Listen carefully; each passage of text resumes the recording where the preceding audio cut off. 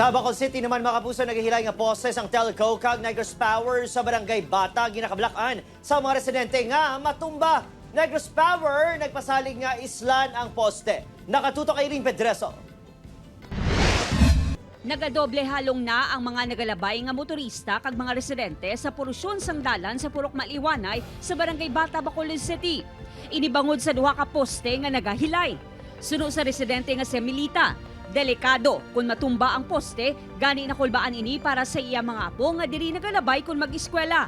Kadelikado gidya sa galalabay mga salakyan or mostly sa tawo kay hindi mo na mapaktan basi gulpi lang bala matumba pag makurente kada nga ang isa ginbili nila nga mo ng sitwasyon. Ginakabalakan man sa mga residente nga posible tunaan sang aksidente ilabi na kung gabi. Di ba, mayo lang kung madiparahan, matumbat, delikado gidi.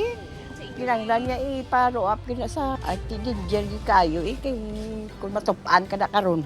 Nakalabot na sa igtalupangod sa barangay officials ang reklamo. Sang nagdigad pa nga simana na sa isang truck ang poste sang telco kag Negros Power. Rason nga naghilay. Kabalo ko ang tracking na isa na da ka number one gid nga problema kaya naga-double park sila gin kuha namon sa mga atensyon sang Negros Power. Ang problema da kay ang poste hindi nila man makuha kay ang mga kuryente sang telco amo yang nakalabilin. Temporaryo nga ginkayo sang barangay ang idalom sa mga poste agud hindi matumba. Ginahulat sa mga ini ang sabat sang telco sa ila problema.